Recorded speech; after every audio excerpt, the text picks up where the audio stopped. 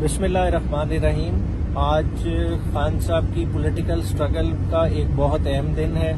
एक concocted case में जो उनको सजा मैनेज करके दिलवाई गई थी वो आज ऑनरेबल इस्लामाबाद हाई कोर्ट के डिविजनल बेंच ने सस्पेंड कर दी है। बेसिकली जो ऑर्डर अनाउंस किया गया ओपन कोर्ट में ये था कि आपकी हमने एप्लीकेशन अलाउ कर दी है। एप्लीकेशन में हमने दो तरह के रिलीफ सीख किए थे। एप्लीकेशन में हमने जजमेंट की सस्पेंशन और खान साहब की सेंटेंस की सस्पेंशन दोनों सीख की है। अगर एग्जैक्टली उसी लाइंस पे रिलीफ आता है तो खान साहब की सस्पेंशन का इसका मतलब ये लिया जाएगा कि सजा तो मुअत्तल हुई है, साथ साथ जो उन पे कदगन इलेक्शन कमीशन ने लगा दी थी कि जैसे ये जजमेंट आई उन्होंने एक नाअहली का नोटिफिकेशन निकाल दिया था, तो वो नाअहली का नोटिफिकेशन भी खुद ब खुद खत्म हो जाएगा। हमें किसी अदालत में उसके जाने की जरूरत नहीं पड़ेगी।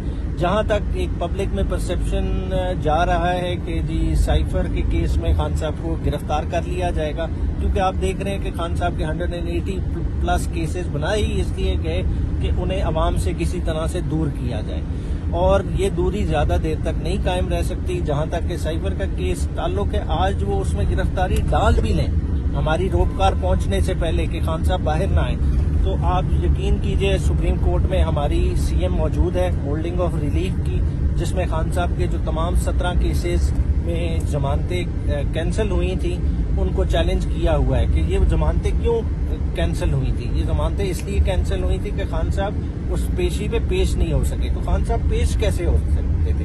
खान साहब तो already behind the bar on account of a judgement of a competent court जा चुके थे। तो खान साहब की वहां एब्सेंस नाइदर डिलिबरेट थी नॉर इंटेंशनल थी, और सुप्रीम कोर्ट के हवाले दे के हमने उसमें रिलीफ की एक्सटेंशन सीख की है। क्योंकि अगर आप देखें तो सुप्रीम कोर्ट 11 मई के फैसले में भी खान साहब को इस तरह का रिलीफ दे चुकी है, जब हाई कोर्ट के अहाते से खान साहब को इलीगली तौर पे अगवा करके अरेस्ट डाली गई थी।